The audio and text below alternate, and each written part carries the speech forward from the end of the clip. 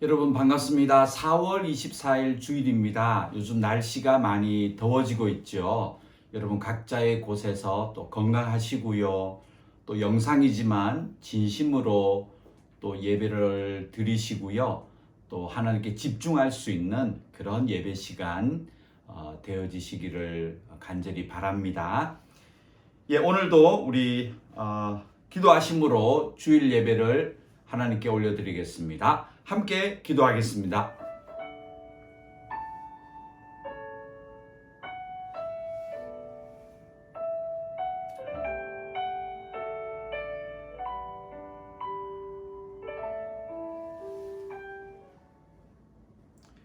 하나님 감사합니다. 오늘도 우리에게 예배할 수 있는 그런 시간을 허락해 주시고 또 비록 우리가 여러 가지 사정으로 인하여 각자의 곳에서 예배 드리지만 하나님을 잊지 아니하고 진심으로 하나님을 찬송하고 말씀을 들으며 기도로 하나님과 대화할 수 있는 그런 예배 시간으로 인도하여 주시옵소서. 성령 하나님께서 우리 모두의 마음을 어루만져 주시고 오롯이 하나님께 집중할 수 있는 거룩한 예배 시간 되게 하여 주시옵소서. 예수님의 이름으로 기도드렸습니다. 아멘. 여러분 사도신경으로 우리의 신앙 고백을 하나님 앞에 진심으로 드리겠습니다. 전능하사 천지를 만드신 하나님 아버지를 내가 믿사오며 그 외아들 우리 주 예수 그리스도를 믿사오니 이는 성령으로 잉태하사 동정녀 마리아에게 나시고 본디오 빌라도에게 고난을 받으사 십자가에 못 박혀 죽으시고 장사한 지 사흘 만에 죽은 자 가운데서 다시 살아나시며 하늘에 오르사 전능하신 하나님 우편에 앉아 계시다가 저리로서 산자와 죽은 자를 심판하러 오시리라.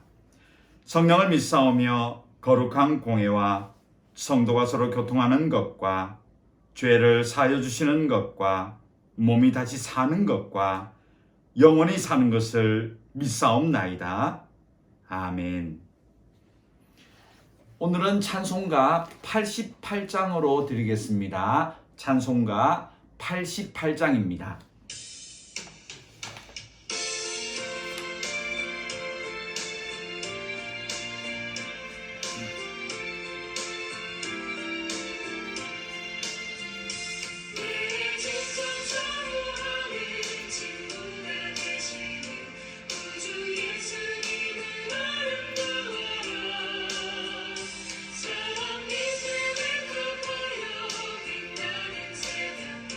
주님 영원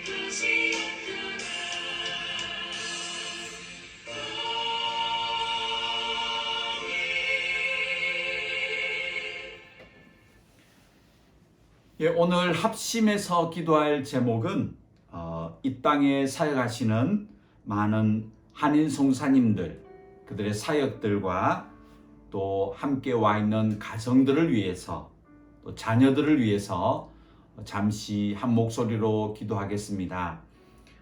이제 코로나 상황이 끝난 것은 아니지만 또 이제 일상으로 돌아가고 있는 상황들이죠. 그래서 많은 성사님들 이제 본격적으로 이 코로나 시대를 지나가는 가운데 사역을 다시금 시작하게 되어졌습니다.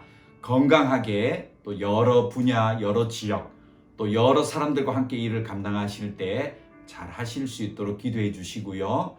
또 함께 와 있는 가정들이 이런 일들을 감당하기에 또 어렵지 않도록, 자녀들이 믿음으로 잘 양육되는 가정 될 수 있도록 위해서 그 외 기도 제목들 여러분 생각나시는 대로 기도해 주시면 감사하겠습니다. 이 시간 한인 선교사님들을 위하여서 마음을 모아 기도하겠습니다. 기도하겠습니다. 하나님 감사합니다. 이 땅에 우리 많은 선교사님들 보내주시고 여러 분야의 여러 지역에 또 여러 가지 모양으로 일하게 하시며 주님 감사합니다. 코로나 시대를 지나가며 여러 가지 힘들고 어렵고 또 불편한 상황들이 있었습니다. 하나님, 그러나 이제 일상으로 돌아가는 가정 가운데 다시금 회복되어지고 또 각자 일들 가운데 이제 헌신으로 들어가게 되었습니다. 하나님, 우리 많은 한인 선교사님들 꼭 붙잡아 주셔서 더 헌신이 깊어질 수 있는 귀한 선교사님들 되게 해주시고 또 여러 지역과 사람들을 만날 때 또 그들과 함께 일을 잘 감당할 수 있는 지혜와 건강을 허락해 주시기를 또한 소망합니다.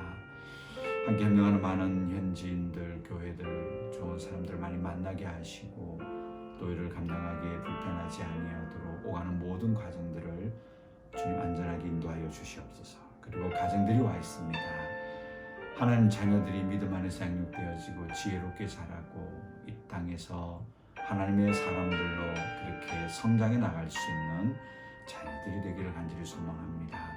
가정들을 붙잡아 주셔서 이를 감당하기에 부족함이 없는 하나님의 은혜 가운데 살게 하시고 날마다 그 가정으로 말미암아 주의 많은 사람들이 하나님의 영광을 바라볼 수 있는 그런 귀한 선생님들, 사역들, 가정들 그리고 자녀들이 되게 하여 주시옵소서. 하나님이여 도와주시옵소서. 하나님 감사합니다. 우리가 짧은 시간이지만 이 땅에 일하시는 많은 선교사님들 위하여 기도하였습니다. 하나님, 코로나 상황이 지나가고 있는데 다시금 이제 각자의 곳에서 또 자기의 분야대로 열심으로 사역하기를 원하옵나이다. 하나님, 건강하고 또 안전한 여정들이 되고 또 좋은 분들 많이 만나서 일을 잘 이루어 나가시는 그런 한인 선교사님들 되게 하여 주시옵소서. 가정들이 와 있습니다. 하나님, 그 필요와 또 꼭 있어야 될 것들 주님 아시오니 부족함이 없는 하나님의 은혜 가운데 이 땅을 살게 하시고 자녀들이 믿음의 자녀들로 성장하게 하시고 이 가정으로 말미암아 이 땅에 많은 베트남 분들 또 한국 분들 그 외 많은 자들에게 본이 될 수 있는 하나님의 선교사들이 가정들이 되게 하여 주시옵소서. 하나님 감사드립니다. 예수님의 이름으로 기도드렸습니다. 아멘. 예, 오늘 함께 보실 성경 말씀은요, 출애굽기 계속해서 보겠습니다. 오늘은 출애굽기 19장입니다. 출애굽기 19장 1절부터요 4절까지 말씀을 보도록 하겠습니다. 구약성경 출애굽기 19장 1절부터 4절까지 말씀을 보도록 하겠습니다. 찾으셨나요? 네, 출애굽기 19장 1절에서 4절까지만 우리 한 목소리로 하나님 말씀을 읽겠습니다. 이스라엘 자손이 애굽 땅을 떠난 지 3개월이 되던 날 그들이 시내 광야에 이르니라. 그들이 르비딤을 떠나 시내 광야에 이르러 그 광야에 장막을 치되 이스라엘이 거기 산 앞에 장막을 치니라.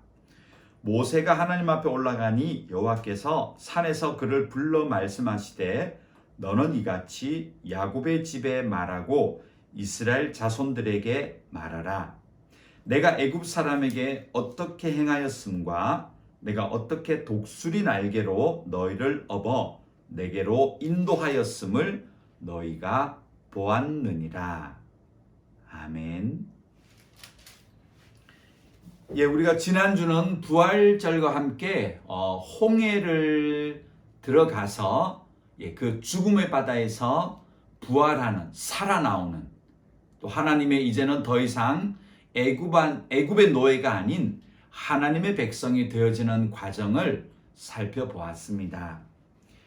예, 그것은 신약에 와서 세례를 의미한다라고 말씀드렸습니다. 물은 깨끗하게 씻는 그런 기능이 있죠. 세례도 더러워진 몸들이 깨끗함을 받고 새 사람이 되었다는 것을 의미합니다. 그래서 이 이스라엘 백성이 애굽의 종이었는데, 노예였는데 이 홍해를 지남으로 이제 더 이상 노예의 관계, 종의 사람들이 아닌 하나님과 동행하는 사람들로 거듭 부활하게 된다는 것이 홍해 사건의 상징입니다. 이것이 신약에 와서 바로 부활을 의미하고 하나님의 백성으로 깨끗함을 받게 되는 과정을 우리에게 보여주고 있는 것입니다. 자, 여러분, 이제 오늘부터는 그렇게 홍해를 지나서 하나님 백성이 된 다음에 40년 동안 광야의 길을 걸어가야 되는 하나님의 백성들.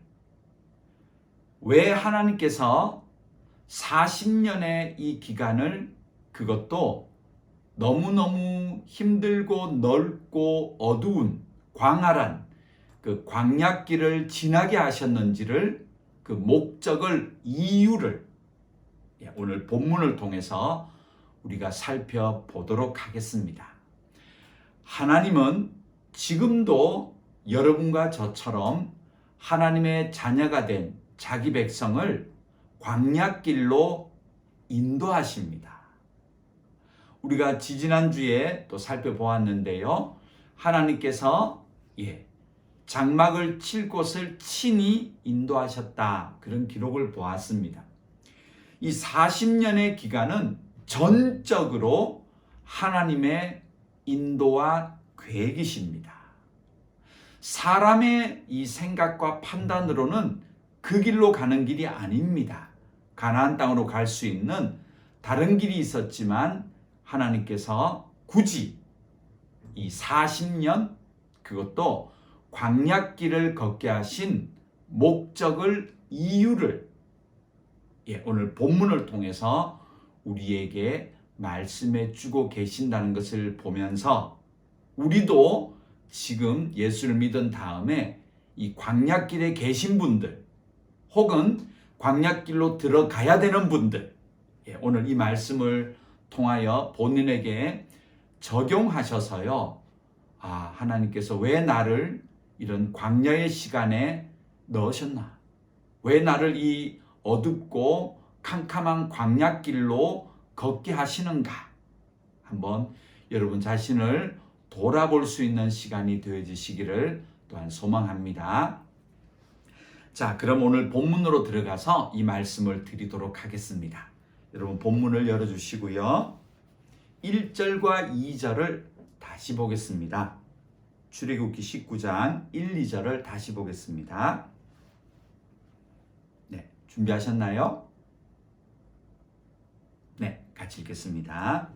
이스라엘 자손이 애굽 땅을 떠난 지 3개월 되던 날 그들이 시내 광야에 이르니라.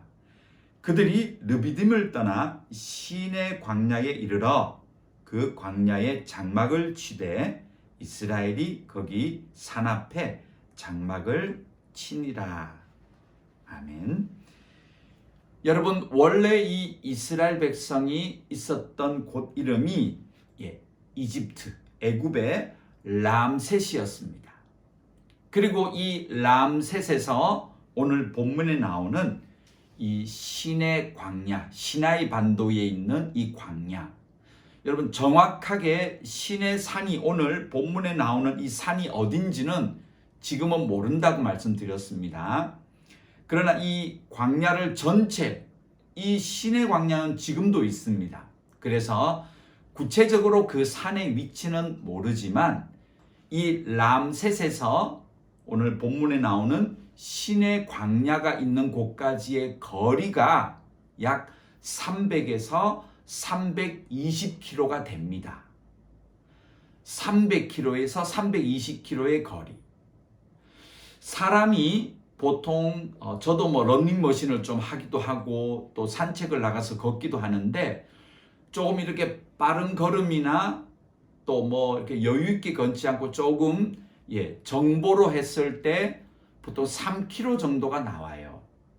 그러면 보통 하루에 사람이 걸을 수 있는 이 시간이 약 10시간으로 봤을 때 보통 사람이 성경에 나오는 하루길, 하루에 걸어갈 수 있는 이 거리가요, 약 30km 정도 됩니다. 왜냐하면 1시간에 3km를 간다고 계산했을 때 10시간을 걸어가면 30km가 나오죠. 그러면 람셋에서 오늘 이 시내 광야까지 300km, 320km 정도 보았을 때 물론 뭐 쉬지 않고 가기는 어렵겠지만 그래도 또 여유 있게 걸어갔을 경우에 약 열흘에서 15일이면 충분히 가고도 남는 길이 바로 이집트 람셋에서 오늘 시내 광야, 시내산까지의 거리입니다. 그런데 오늘 본문에 보았는데 그 기간이 무려 3개월, 약 90일이 넘는 기간이 소요가 됩니다. 물론 사람들이 많았고 뭐 아이들도 있었고 또 노년층이나 또 여성분들이 계셨기 때문에 뭐 충분히 여유 있게 걸었을 것이라 생각하지만 그러나 오늘 성경 18장 이전에 쭉 보시면 이 기간 동안 몇 가지 사건들이 있었습니다. 아무튼 하나님께서는 열흘이면 갈 수 있는 이 길을 무려 90일 동안 걷게 하십니다. 자, 그러면 왜 하나님께서 이 광야길을 3개월 동안 시내산 길로 걷게 하셨을까? 거기에 대한 말씀을 조금 드리고자 합니다. 여러분, 이것을 위해서는 출애굽기 11장을 가볼 필요가 있습니다. 죄송합니다. 출애굽기 1장입니다. 출애굽기 1장 11절. 여러분 꼭 찾아주세요. 출애굽기 1장 11절로 가보십시오. 출애굽기 1장 11절입니다. 읽겠습니다. 감독들을 그들 위에 세우고 그들에게 무거운 짐을 지워 괴롭게 하여 그들에게 바로를 위하여 국고성 비돔과 람셋을 건축하게 하니라. 자, 애굽에서 이스라엘 사람들이 했던 일들입니다. 그 다음 14절로 가보시겠습니다. 1장 14절. 또 읽겠습니다. 어려운 노동으로 그들의 생활을 괴롭게 하니 곧 흙 이기기와 벽돌 굽기와 농사의 여러 가지 일이라. 그 시키는 일이 모두 엄하였더라. 여러분, 이 이집트에서 이 이스라엘 백성들이 살았던 기간이 430년이었습니다. 원래 이집트에 애굽에 내려가기 전에 이스라엘 백성들은 무엇을 하는 사람들이었나요? 그렇죠. 목축업을 하는 자들이었습니다. 그런데 이 부강한 초강대국 이집트에 내려가서 더 이상 목축업에 종사하지 않습니다.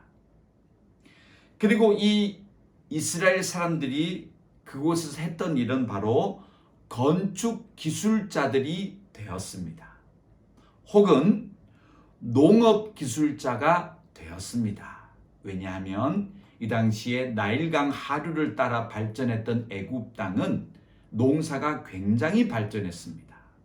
그래서 농업 전문가가 되었고, 또 이 이스라엘 사람들은 벽돌을 굽는, 그리고 건축을 하는, 토목을 하고 설계를 하고 벽돌을 굽고, 여러분 단순한 일이 아닙니다.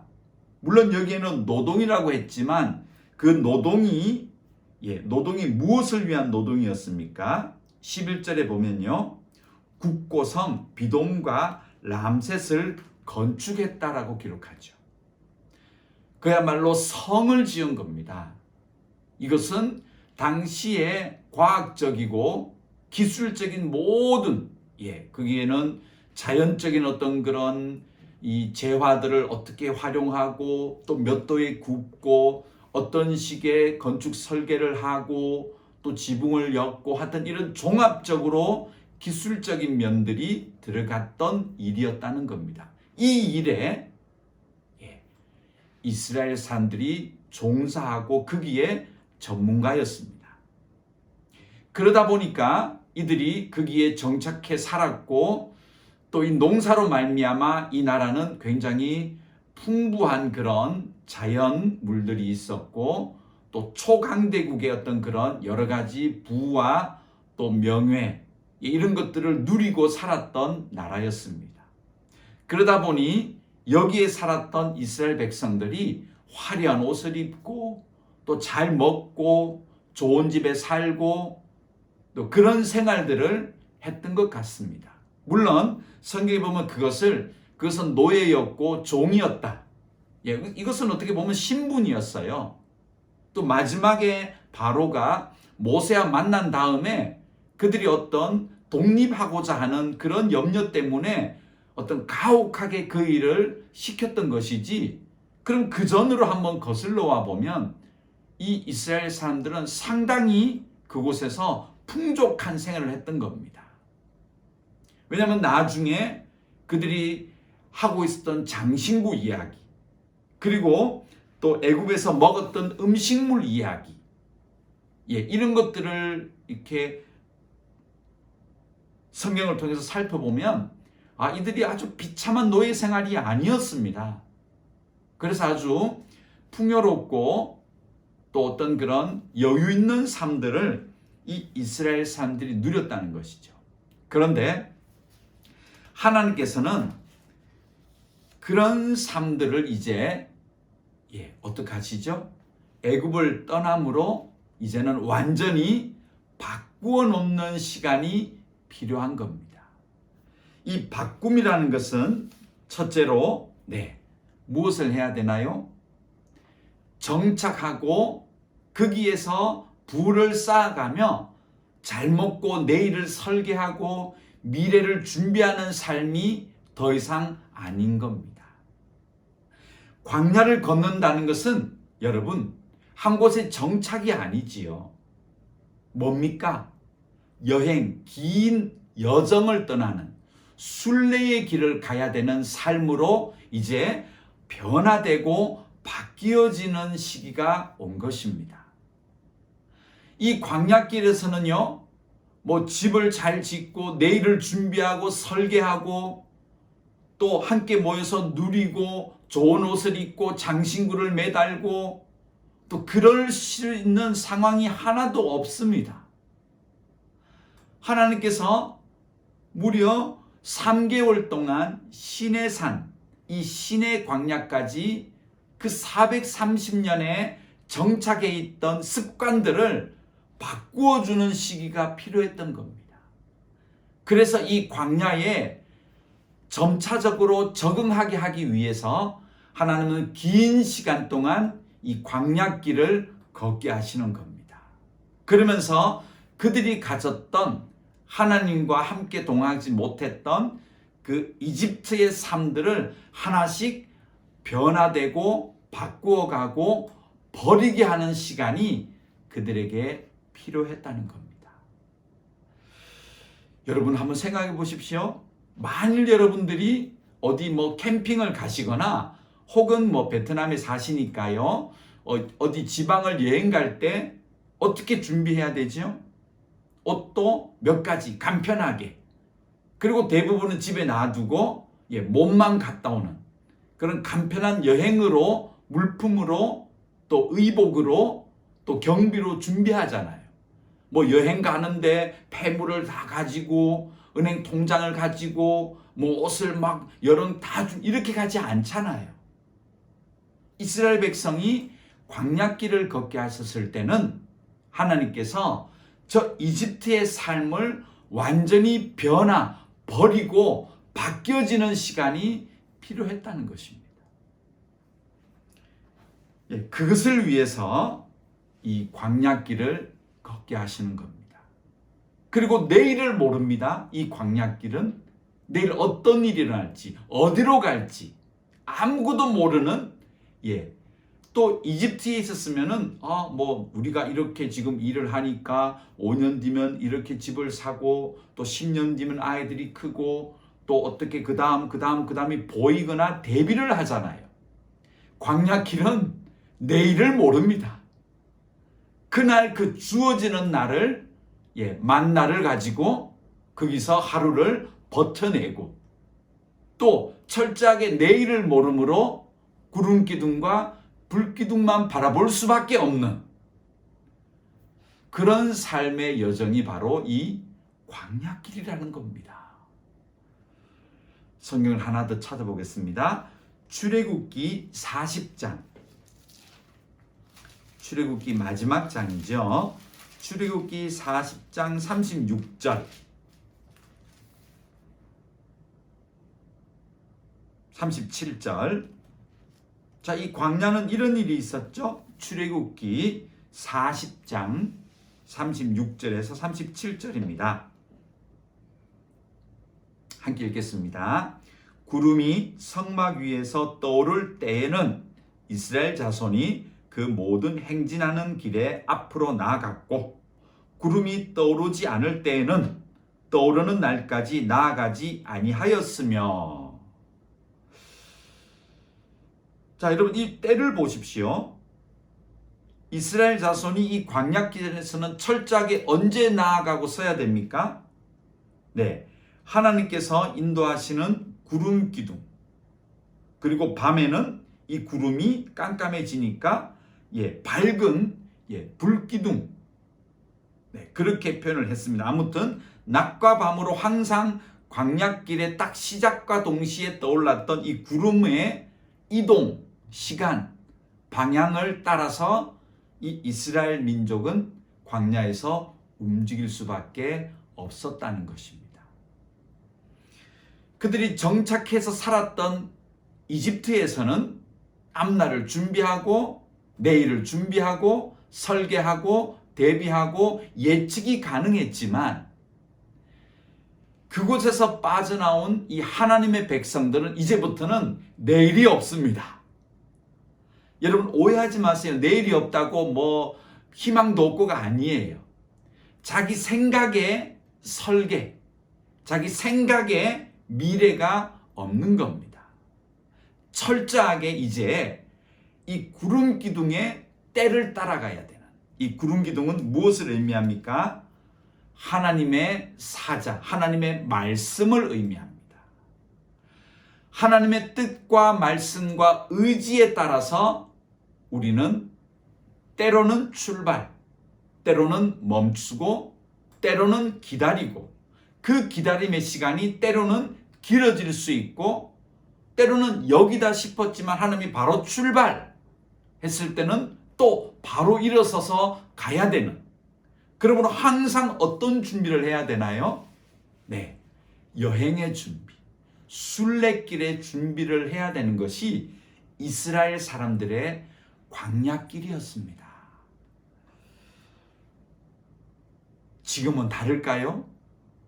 지금도 하나님은 자기의 백성을 하나님의 때로 인도하십니다. 우리는 자꾸 죄의 습성에 애굽의 삶이 있어서 자꾸 예측을 하다 보니까 걱정을 하고 또 때로는 낭망도 하고 미움도 있고 원망도 있고 하잖아요.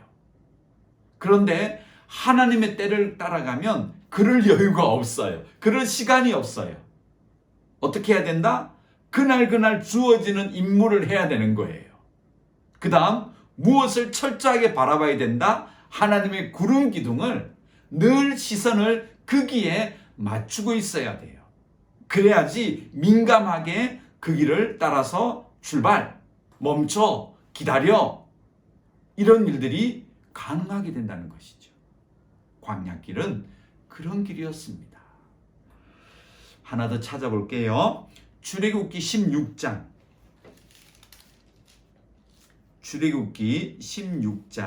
18절에서 20절. 출애굽기 16장 18절에서 20절입니다. 찾으셨죠? 함께 읽겠습니다. 오멜로 되어 본즉 많이 거둔 자도 남음이 없고 적게 거둔 자도 부족함이 없이 각 사람은 먹을 만큼만 거두었더라. 모세가 그들에게 이르기를 아무든지 아침까지 그것을 남겨두지 말라 하였으나 그들이 모세에게 순종하지 아니하고 더러는 아침까지 두었더니 벌레가 생기고 냄새가 난지라 모세가 그들에게 노하니라. 아멘. 이게 무슨 이야기입니까? 그렇죠. 만나 이야기입니다. 이 광야에서는 철저하게 그날의 만나를 거두어 드려야 됩니다. 그날의 만나는 특징이 하나 있었습니다. 때로는 많이 먹는 사람이 있잖아요. 혹은 그 가정에 식구가 많아요. 또 어떤 분은 난 소화가 잘 안 돼. 그렇게 양이 많이 필요하지 않아. 또 연로하시거나 우리 어린 아이, 또 여성, 남성, 또 청년, 모든 연령대와 또 이것이 건강 상태가 다 달랐겠죠. 그런데 이 만나는 기가 막히게 부족함이 없었다는 것이죠. 모자람이 없고 또 많이 먹은 사람도 그것이 남지 않았고요. 각자의 사정에 정확하게 맞았다는 겁니다. 그런데 어떤 사람들은 그 다음날 거를 미리 걷어놔요. 혹시 모르니까. 내일 모르잖아. 오늘 있었지만 사람이 유비무환이지. 조금 준비해 놓는 것이 필요하지. 라고 했던 사람은 그 다음날 냄새가 나서 쳐다보지도 못하였다. 네. 그래서 이 광야길에서는 철저하게 하나님께로부터 오는 양식으로 살게 해놓았다. 그런데 그 양식이 남음도 없고 부족함도 없이 각자의 역량과 연령 또 상태에 따라 정확하게 하나님이 주어지게 했다. 여러분, 그래서 지금도 예수 믿은 자는 어떤 사람은 이렇고 또 저분은 저렇고 다양하지만 하나님의 말씀의 기둥을 바라보시는 분, 그 말씀의 만나를 취하는 분, 전혀 부족하거나 남지 않는 하나님의 정확한 계량의 역사가 지금도 우리에게 날마다 주어지고 있음. 이것이 바로 광야길이라는 것입니다. 여러분 믿으십니까? 네. 자, 그러면 오늘 이 이야기를 이제 하나님이 그런 목적으로 이 광야로 넣으셨구나. 그러면 이 광야로 몰아넣으셨던 그 하나님이 바로 예수님 아니십니까?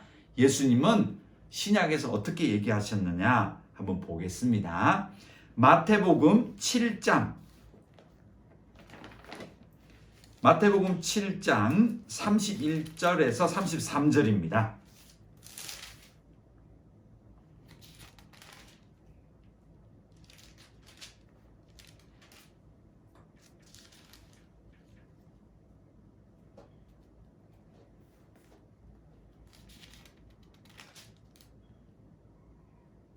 네. 성경이 또 오늘 또 잘못됐네요. 네, 죄송합니다. 누가복음을 먼저 찾겠습니다. 누가복음 12장 18절. 죄송합니다. 누가복음 12장 18절에서 20절을 먼저 찾겠습니다. 누가복음 12장 18절에서 20절을 먼저 찾겠습니다. 함께 읽겠습니다. 누가복음 12장 18절에서 20절입니다. 또 이르되 내가 이렇게 하리라. 내 곡간을 헐고 더 크게 짓고 내 모든 곡식과 물건을 거기 쌓아두리라. 또 내가 내 영혼에게 이르되 영혼아 여러 해 쓸 물건을 많이 쌓아두었으니 평안히 쉬고 먹고 마시고 즐거워하자 하리라 하되. 20절입니다. 하나님은 이르시되 어리석은 자여 오늘 밤에 내 영혼을 도로 찾으리니 그러면 내 준비한 것이 누구의 것이 되겠느냐 하셨으니. 아멘. 예수님이 비유를 하나 드셨는데요. 이 사람의 어리석음에 대해서 이야기합니다. 아직 거듭나지 못한 사람은 이 재물에 대한 욕심이 참 많은데요. 어떤 한 사람이 찾아와서 이 탐심을 드러낸 겁니다. 그랬더니 예수님께서 이 세상의 탐심이 얼마나 어리석은지를 비유를 들어주시는데, 이 비유가 보십시오. 어떤 부자가 한 곳에 정착을 해서 아주 수입이 많았습니다. 그랬더니 그가 그곳에 집도 크게 짓고 또 이 수입이 많은 재물들을 쌓아놓을 좋은 것들을 만들고 한 다음에 자 이제 평안히 쉬고 내일 걱정 없다. 잘 먹고 잘 살아보자 했더니 20절 말씀에 자, 이런 자를 하나님은 어리석은 삶이다. 왜? 하나님이 그 영혼을 도로 찾아버리시면 그 재물과 물질이 그 사람의 삶을 진정으로 인도하지 못한다 라는 비유를 드셨습니다. 이 비유가 바로 광야길에서 이스라엘 사람들이 애굽에서 나와서 광야길을 걸었던 이유와 똑같은 이야기를 지금 하나님이 하시는 것입니다. 그래서 예수님은 하나님의 나라는 내일을 사는 것이 아니라 그날 내가 누구인지 또 주신 것들을 누리고 감사하고 부족함이 없는 하나님의 은혜 가운데 하루하루 최선을 다해 살아가는 삶이 하나님의 자녀의 삶이고, 그런 삶을 광야에서 걸었다. 이렇게 예수님이 말씀을 하시는 것입니다. 자, 우리가 너무 잘 아는 말씀, 그럼 다시 한번 찾겠습니다. 에베소서 4장입니다. 우리가 몇 번 찾아보았는데요. 에베소서 4장 22절. 에베소서 4장 22절, 24절입니다. 함께 읽겠습니다. 에베소서 4장 22절에서 24절입니다. 함께 읽겠습니다. 너희는 유혹의 욕심을 따라 썩어져가는 구습을 따르는 옛사람을 벗어버리고 오직 너희의 심령이 새롭게 되어 하나님을 따라 의와 진리의 거룩함으로 지으심을 받은 새 사람을 입으라. 아멘. 에베소 오늘 4장 본문 말씀에도 사도 바울의 권면이 이 광야길을 이해하고 말씀하는 겁니다. 여기 봤더니 유혹의 욕심을 따라 썩어져가는 구습을 따르는 옛사람. 이 광야길에서 계속해서 이스라엘 사람들은 하나님의 구름 기둥을 보고 때를 따라 걸어가야 되는데, 때로는 그 시선이 뒤를 돌아보고 자신의 모습만 바라봤을 때는 우리가 과거에 이런 내가 하고 싶은 거 다 했고 또 이런 삶을 살았던데 하면서 과거를 자꾸 돌아보게 돼요. 그래서 오늘 사도 바울도 우리가 조금만 방심하면 그 광야길에서 하나님이 광야길로 넣었지만 이스라엘 사람들이 자꾸 원망하고 또 뒤를 돌아보고 구름 기둥을 바라보지 못할 때 나타났던 일들이 오늘 우리에게도 일어난다. 그러므로 그렇게 살면 안 되고 우리가 자꾸 하나님을 따라서 그 말씀의 구름 기둥을 따라서 시선을 거기 맞추고 부족함이 없는 하나님의 말씀으로 자꾸 하루를 살아야지. 그렇지 않으면 순간 우리는 이 애굽의 삶을 자꾸 동경하며 돌아가 버린다. 그것이 죄의 습관이다. 이렇게 사도 바울도 이 구약에 있었던 이야기를 이렇게 풀어서 요약해서 정리를 해주고 있는 것을 보게 됩니다. 자, 그러면 이제 한번 정리를 했습니다. 출애굽기 19장 1, 2절 말씀에는 하나님께서 왜 광야길을 길게, 그 광야길을 무엇을 원하시는지를 한번 본문을 통해서 계속 살펴보았습니다. 자, 이제 오늘 본문 출애굽기 19장 4절로 계속 가보시겠습니다. 출애굽기 19장 4절 말씀으로 계속 가겠습니다. 다시 한번 읽겠습니다. 내가 애굽 사람에게 어떻게 행하였음과 내가 어떻게 독수리 날개로 너희를 업어 내게로 인도하였음을 너희가 보았느니라. 아멘. 자, 이제 이스라엘 사람들을 왜 광야로 넣었는지 하나님의 목적을 계속해서 볼 수가 있는데요. 그것은 바로 4절에 나와 있는 것입니다. 이 4절에 보면 이렇게 표현하고 계시죠. 다시 한번 본문을 보십시오. 내가 애굽 사람에게 어떻게 행하였음. 그들을 어떻게 했습니까? 심판했죠. 또 홍해에서 이 하나님을 믿지 않고 우상신을 섬겼던 그 우상들을 물에 수장시키는 것을 이 이스라엘 사람들이 심판의 하나님, 정의로운 하나님을 보게 하셨습니다. 그 다음에요. 4절 계속 보십시오. 내가 어떻게 독수리 날개로 너희를 업어 인도한 것을 너희가 보게 했다. 자, 이 광야길에서 하나님께서 두 가지를 보게 하셨습니다. 하나가 바로 애굽 사람들, 하나님을 믿지 않는 사탄 나라를 어떻게 심판하시는지를 보게 했고, 또 하나는 마치 독수리가 새끼를 업어 안전한 곳으로 보호해 내주는 것 같은 일들을 하나님께서 이 광야길에서 보여주셨다는 것입니다. 그런데 성경에서는요, 이 독수리라는 비유가 굉장히 많이 나옵니다. 성경 신구약 전체를 보면 약 한 49절 정도가 독수리에 관한 비유로 나옵니다. 아마 그 당시에 이 구약 성경 당시에 독수리가 굉장히 강인한 그런 어떤 상징이었던 것 같습니다. 우리 한국 사람들에게는 사자냐, 호랑이다 이렇게 비유하는 것은 그만큼 사자나 호랑이가 강하다는 뜻이잖아요. 근데 구약 성경에 보면 독수리를 자꾸 비유했다는 것은 아마 그 당시 사람들에게는 이 독수리가 생태계에서는 상당히 아주 강인한 그런 모습들을 보았고 힘을 보았고 그랬던 것 같습니다.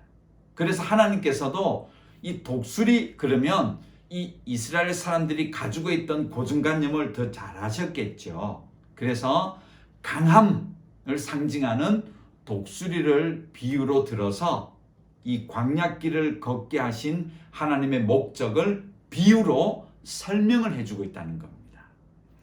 그런데 이 독수리가 상징하는 것은 약 두 가지를 볼 수가 있습니다.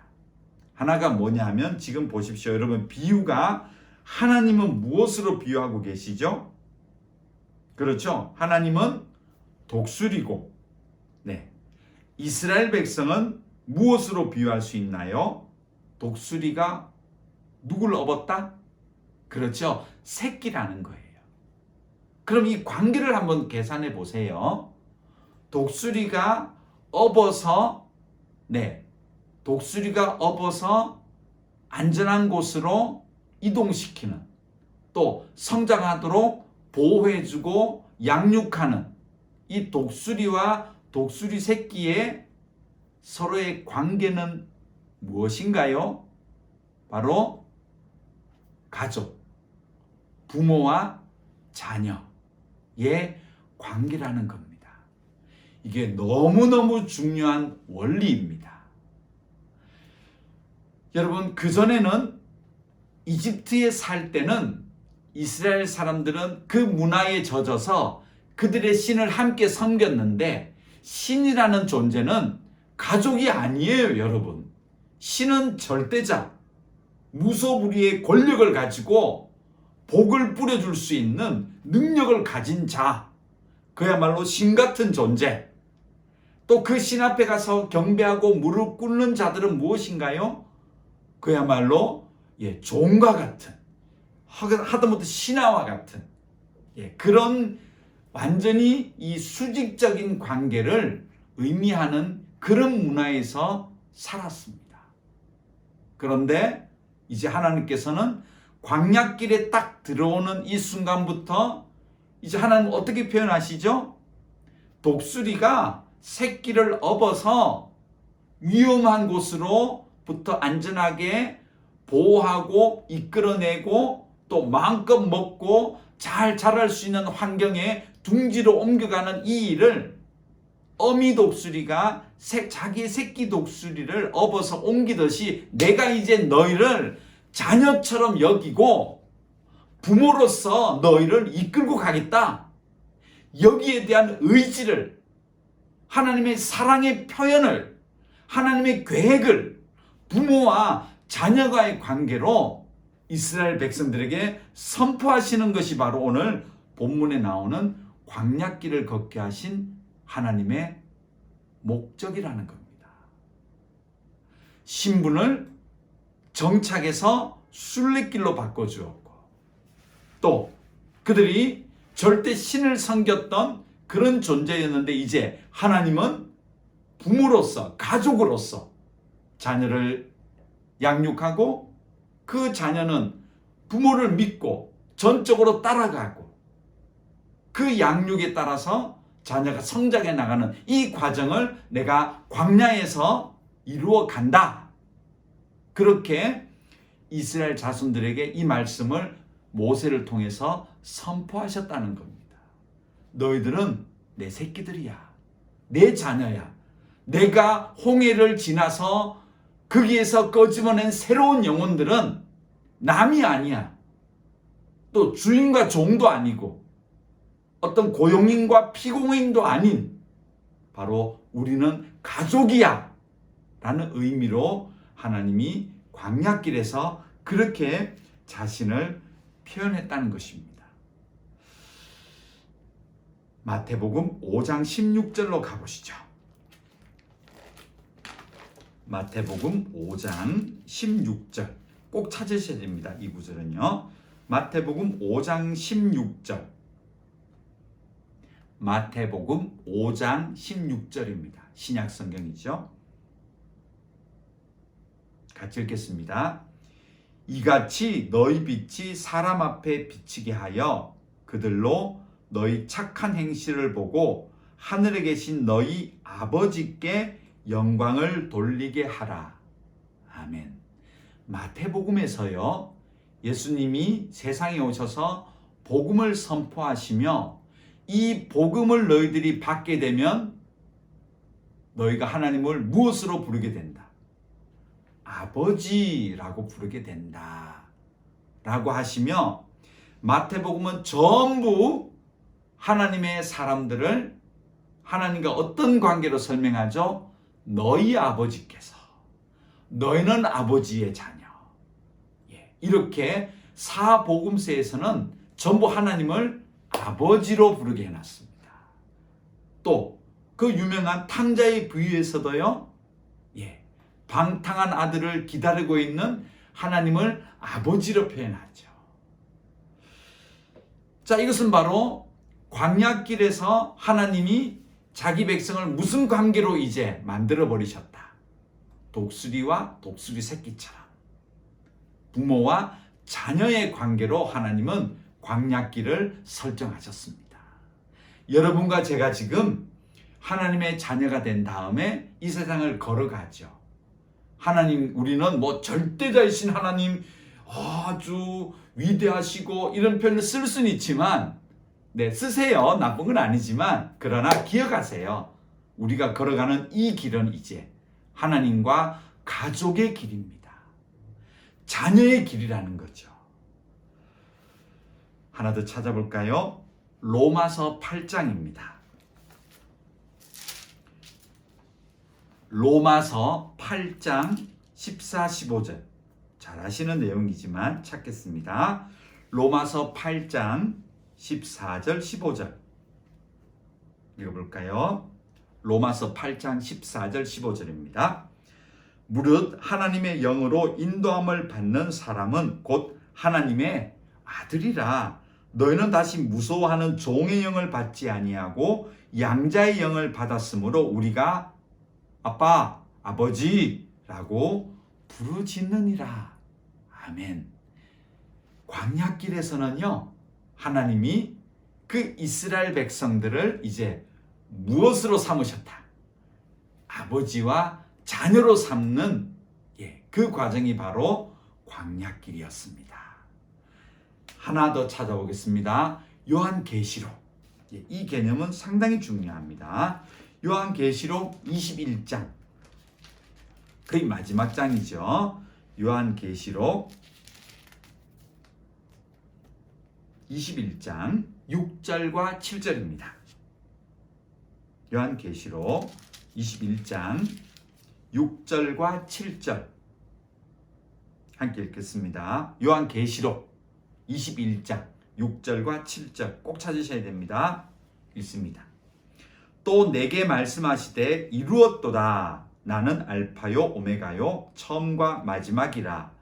내가 생명수 샘물을 목마른 자에게 값없이 주리니 이기는 자는 이것들을 상속으로 받으리라. 나는 그의 하나님이 되고 그는 내 아들이 되리라. 아멘. 궁극적으로 하나님이 자기 백성을 하나님의 나라로 인도하시는 목적이 나와요. 이게 뭐죠? 보십시오. 나는 그의 하나님이 되고 그는 내 아들이 된다. 우리를 자녀 삼으시는 것이 하나님의 구원의 목적입니다. 광야길은 저 애굽에서 우상에게 매달리고 사탄의 나라에 살며 그들의 종이 되어서 살았던 그 신분을 이제 내 자녀다 라고 온 세상에 선포하시고, 내 자녀는 내가 이끌어, 이렇게 사랑해, 이렇게 인도하고 있어 라고 온 세상에 그 자녀의 관계를 선포하시는 하나님의 복음의 선포의 장이 바로 광야 길이었습니다. 지금도 우리를 하나님은 세상에 살게 하시죠. 여러 분야에 우리 눈에는 사람의 눈으로 보면 너무 크고 또 광대하게 보이겠지만 바로 그곳에서 우리는 하나님을 아버지라고 부르며 그 구름 기둥을 바라보며 말씀대로 살아가면 세상 사람들이 우리를 하나님의 자녀이구나 라는 그 복음을 듣고 보게 되기 때문에 우리를 광야길로 인도하신다는 겁니다. 여러분과 제가 이 광야길을 걸어가는 이유는 세상 사람들에게 내 아버지는 하나님, 하나님은 내 자녀들이다. 이 구원의 복음을 선포하기 위해서 우리를 걷게 하신다.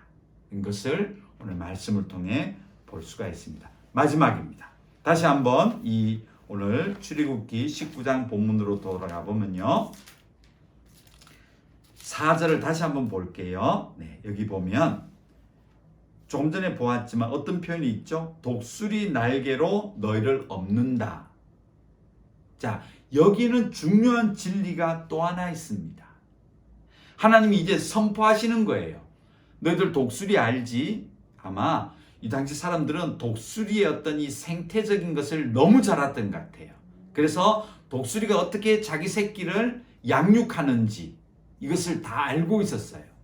나중에 제가 이 성경 또 보고 또 옛날에 우리가 보았지만 독수리가 자기 새끼를 어떻게 훈련한다고요? 예, 둥지에서 어느 정도 양육 조금 잘하면 이 엄마 독수리가 둥지를 어떻게 해버린다고요? 어지럽게 해버린다는 거예요. 흔들어 버린다는 거예요. 그러면 이 새끼들이 거기서 둥지에서 안전한 곳에서 막 떨어져요. 떨어지면 혼자 막 힘으로 일어나려고 파닥파닥거리고 엄마를 부르짖고 할 것입니다. 그때 이 엄마 독수리가 딱 보고 있다가 슉 내려가서요. 날개로 딱 업어서 다시금 안전한 곳으로 올려놓고. 네, 이런 과정을 독수리가 새끼를 양육하는 과정이에요. 자, 그렇다면 이스라엘 사람들에게 하나님이 이 비유를 들었다는 얘기는 무엇을 말씀하시나요? 내가 너희를 양육해내겠다. 이 광야 40년 동안 내가 너희들을 키워내겠다. 그런데 그 키워내는 양육의 방법은 독수리처럼 할 거야.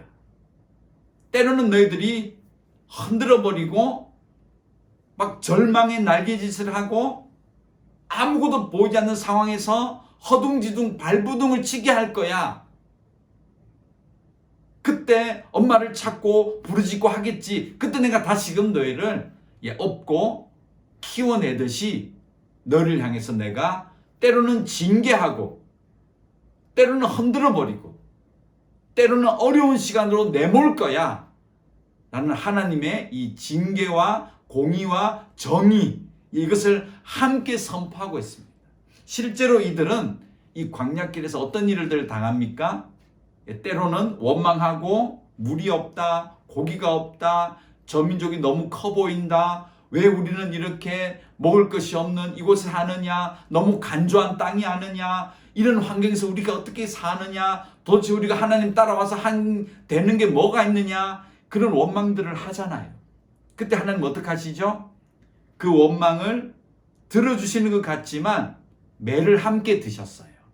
그 매가 굉장히 따가웠고 무서웠습니다. 눈물이 났고 아팠습니다. 그런데 그 매를 맞고 눈물을 흘림으로 말미암아 오히려 하나님 백성은 다시금 말씀 앞에 되돌아오고 한 단계 성숙해서 하나님의 구름 기둥을 다시 쳐다보고 내부적으로 어떤 문제가 있었는지 돌아보고 그 문제를 도려내고 회개하고 다시금 하나님의 머리를 숙이고 이런 일들이 마치 독수리가 그 새끼를 양육하는 이런 일들이 광야 생활 동안 계속해서 일어났던 것을 볼 수가 있습니다. 하나님이 미리 말씀하신 거죠. 여러분 잠언서를 한번 찾아보겠습니다. 잠언서 구약성경 잠언서 3장입니다. 잠언서 3장 11절입니다. 11, 12절입니다. 잠언서 3장 11절, 12절입니다. 잠언서, 구약성경 잠언서입니다. 3장 11절에서 12절까지 말씀입니다. 함께 읽겠습니다. 내 아들아 여호와의 징계를 경히 여기지 말라. 그 꾸지람을 싫어하지 말라.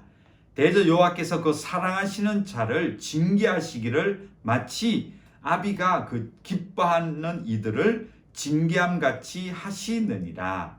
아멘. 네, 자기 백성 삼으신 것 하나님이 기쁘심으로 사랑으로 삼으셨죠. 어떤 이스라엘 백성이 돈을 냈거나 한 게 아니에요. 하나님이 먼저 사랑하시고 그들을 이끌어내셨어요. 그리고 이 광야길에서는요, 이제 내가 부모가 되었다 선포하셨죠. 자, 부모가 되었다는 것은 내가 보호도 하지만 때로는 잘 자라도록 징계할 거야 를 함께 선포하셨다는 것이죠. 그래서 이 광야길에서는 이 잠언서 말씀처럼요, 꾸지람도 듣고 눈물이 쏙 빠지는 징계를 받게 됩니다. 그런데 그 마음은 오롯이 하나님께서 기뻐하는 자녀들을 위해서다. 그리고 이 징계를 잘 받으면, 이 눈물을 잘 흘리게 되면, 회개하고 돌이키게 되면 일어나는 역사가 13절 14절 보십시오. 오늘 본문 계속해서요, 잠언서 3장 13, 14절. 자, 이렇게 징계를 달게 받고 감사히 받고 했을 때 나타나는 변화를 볼까요? 13절. 지혜를 얻는 자와 명철을 얻는 자가 복이 있나니 이는 지혜를 얻는 것이 은을 얻는 것보다 낫고 그 이익이 정금보다 나음이니라. 아멘. 이 광야길에서 하나님이 자기 백성들에게 은을 주시거나 정금을 주시거나 부와 명예를 주시지 못하였습니다. 그러나 이 간조한 땅을 걸어가는 광야길에서 그들이 무엇을 얻어냈는가? 광야길을 걸어갔던 하나님의 사람들이 얻어낸 것은 부와 명예와 명성과 그런 것들이 아니었습니다. 그들이 얻어냈던 것은 하나님의 살아계심을 받던 겁니다.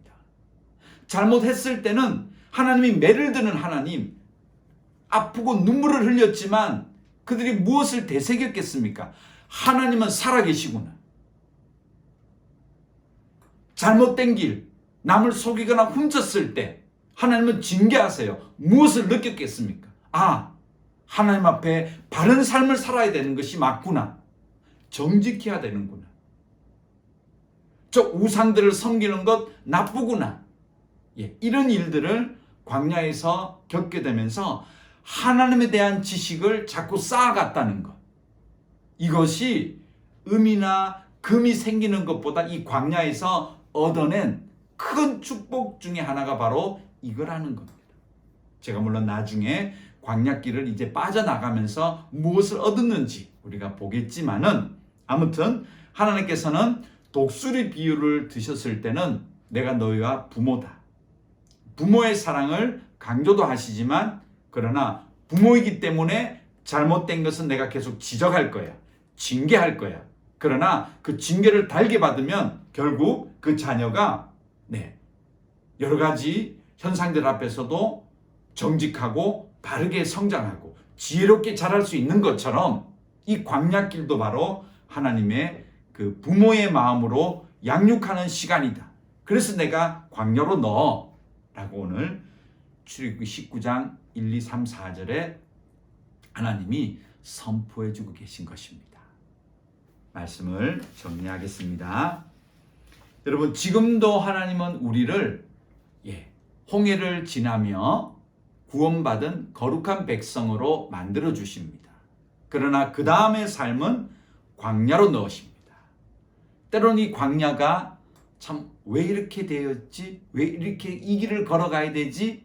왜 변화가 없지? 할 수 있지만 하나님의 목적은 우리의 삶에 하나님 날아가는 그날까지 순례의 길을 가게 하시고 죄의 습성을 버리고 하나님을 바라보며 그날 주시는 말씀으로 살아가는 훈련을 하시고, 하나님을 이제 더 이상 신이 아닌 아버지라고 부르게 하시는 이 가족의 사랑으로 체험하게 하시고 또 함께 걸어가게 하시고, 그리고 이 부모이기 때문에 때는 우리가 다른 길을 바르지 못할 때 징계하심으로 거룩하고 건강하고 성숙하고 하나님의 사람으로 완전할 수 있도록 우리를 광야길로 인도하신다는 것, 여러분 기억하시고요. 여러분이 지금 어디쯤 계십니까? 하나님을 어떻게 보고 계십니까? 또 어떤 징계를 혹시 받고 계십니까? 혹은 아직도 사람의 습관에 매여 살고 계시지는 않는지, 오늘 이 말씀과 함께 여러분의 삶을 하나님 앞에 되돌아보시는 여러분과 제가 되어지기를 간절히 소망합니다. 기도하겠습니다. 하나님, 오늘 광야길을 왜 걸어가게 하는지 말씀해 주셔서 감사합니다. 우리 사랑하는 믿음의 식구들 어떤 길을 걸어갈지라도 오늘 하나님의 말씀을 되새기며 감사히 눈물을 닦고 그 길을 걸어갈 수 있는 우리 모두가 되게 하여 주시옵소서. 예수님의 이름으로 기도드렸습니다. 아멘. 찬송가 341장입니다. 찬송가 341장입니다.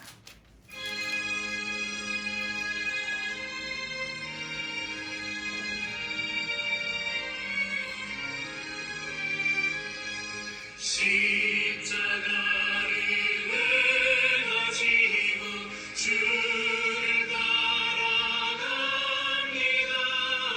이제부터 예수로만 나의 보배 삼겠네. 세상에서 구비영화 모두 잃어버려도 주의 평안 내가 받고 영생 복을 받겠네. 주도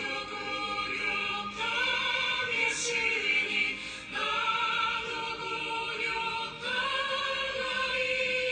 세상 사랑 감사하나 예수 진실합니다.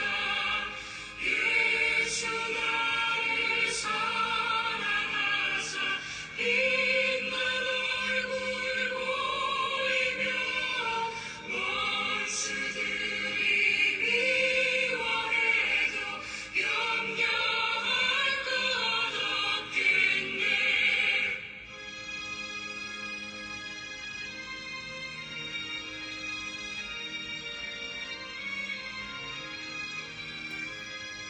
내가 핍박당할 때에 주의 품에 안기고 세상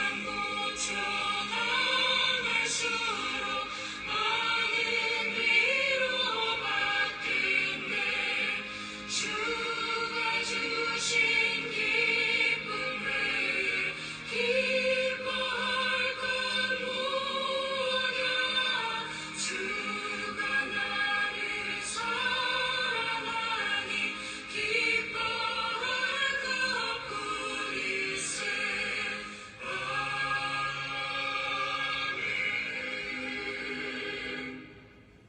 기도하겠습니다.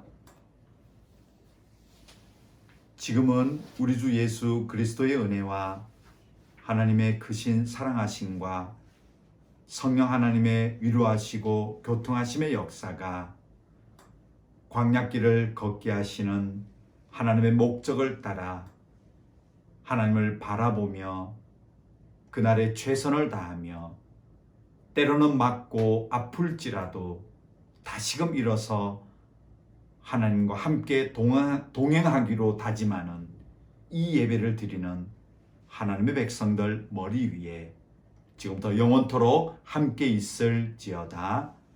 아멘.